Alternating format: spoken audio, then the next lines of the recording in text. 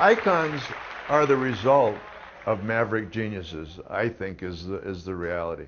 You need to be a genius, and you need to harness it in a I'm going to bust the rules wide open kind of maverick way.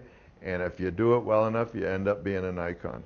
It can't be done in a different order. You can't be an icon and then become a maverick and a genius, but you need to be a genius and a maverick, and then you can turn into an icon. So that's your theme. Icons, mavericks, and geniuses. You probably should have it in the maverick, genius, icon sequence to be correct. You should be calling your conference Genius, Mavericks, and Icons, because that's the kind of the chronological order. I think probably the most important career advice I could give anyone is to find something you love and then be obsessed about doing it. Every day, every morning, waking up, thinking, caring, planning, trying to figure out how to do this thing that you're obsessed about. I don't know if I had the most talent. I don't know if I had the most education. Matter of fact, I know I didn't have the most education. But I think my intensity, my passion, my desire to do what I do is the reason I've accomplished as much as I've accomplished, done as much as I've done, and enjoyed the hell out of my career. The sacrifice thing is interesting because, again, you go back to being obsessed and passionate about what you do. It kind of mitigates the idea that it's sacrifice to work late, it's sacrifice to work weekends, it's sacrifice to put your work ahead of, someone you love. It's sacrifice, but at the same time you're doing it because you love what you do and you're passionate about what you're trying to accomplish. So it doesn't necessarily feel like sacrifice in the kind of, oh, what a sacrifice I've got to make here. But I guess it's sacrifice. The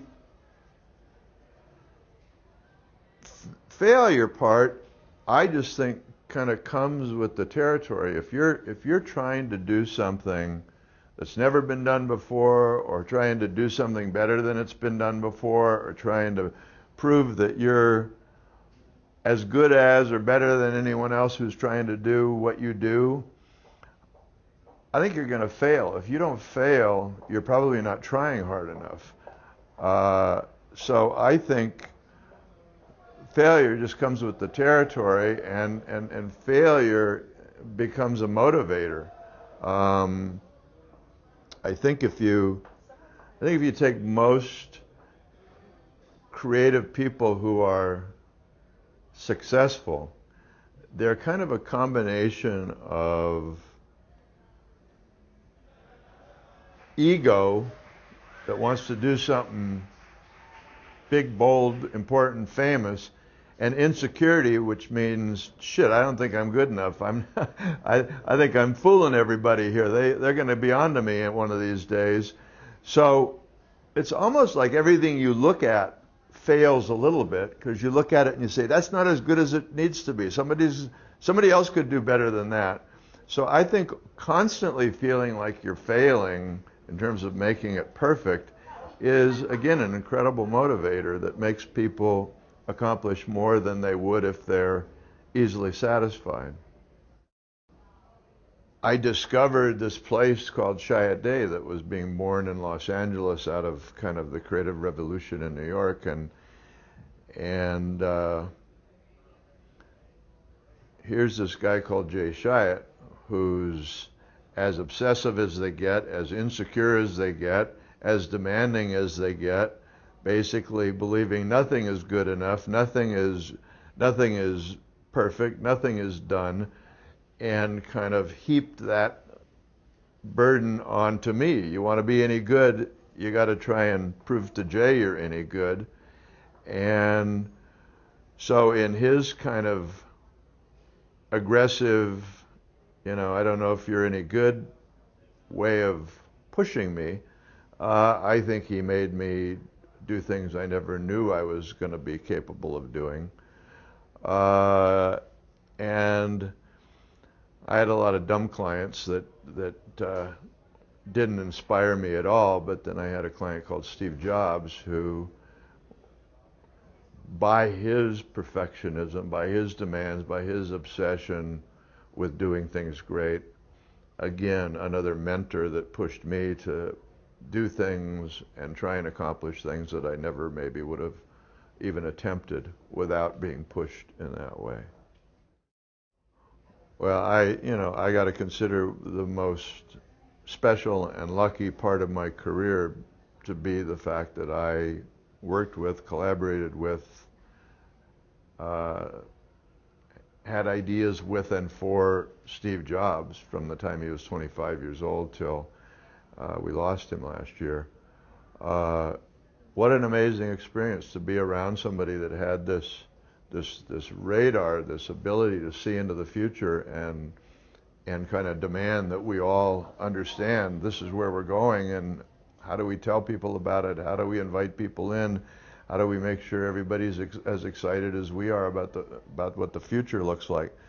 To be around that guy and to say I had a little part of what he accomplished is, I mean, how special is that for anybody, particularly an advertising guy? You know, how often does an advertising guy get to do something important? You know.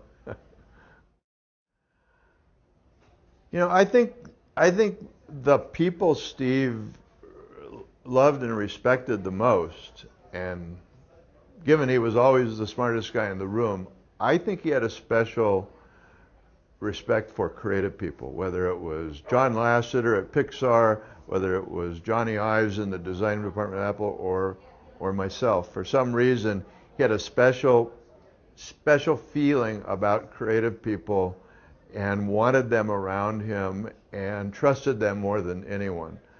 So I think, again, the specialness of being one of the people that Steve actually took counsel from and trusted was really special, and I think it was because I came from the creative side of the conversation.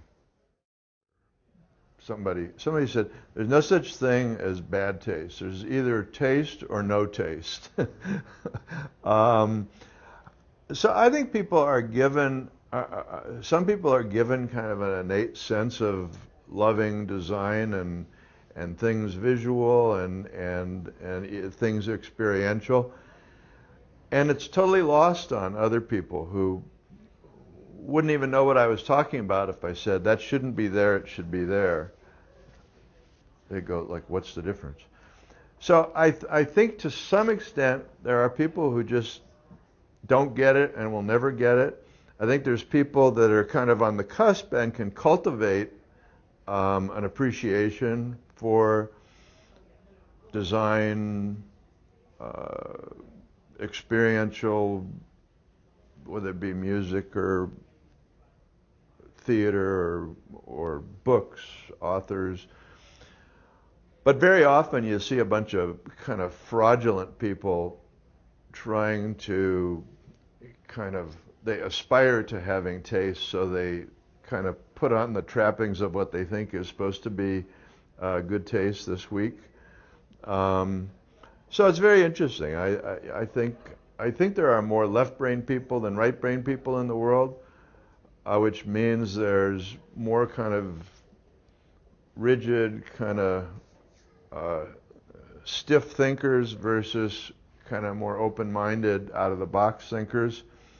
So expecting everyone to have and appreciate things creative, things artistic, is maybe asking too much. But the people who get it have to go try and do as much of it as they can, and maybe if everyone's surrounded by it, they'll succumb to good taste on the basis of they don't have an alternative. I had a wonderful woodworker who was the foreman of my last house. He's from New Zealand, and he built boats, and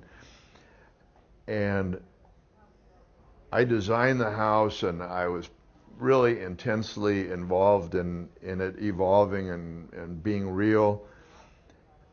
And I was such a pain in the ass to this craftsman, this artisan who said that basically it took as long as it took to do what he did right. And he wasn't going to allow me to push him. He wasn't going to allow me to go faster. He was going to make all of this wood, these beams, these windows, all these things come together in a beautiful, elegant way. And the fact that I showed up every day and asked why he wasn't further along just annoyed him. He barely gave me an answer. He says, it'll be done when it's done. So impatience comes with being obsessive and passionate, but sometimes great talent can't be rushed. I think, a maverick is someone who wants to break the rules. If they have a little bit of genius and this kind of driven maverick quality,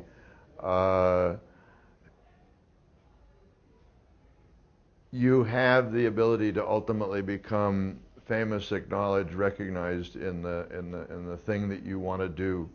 But you have to be obsessed and passionate and want to do it better than it's ever been done before. Jump higher, swim faster, smell better. I'm Lee Clow. Thanks for having me at your conference. I hope I say something intelligent in this video, and it's edited to make me look incredibly smart and not dumb.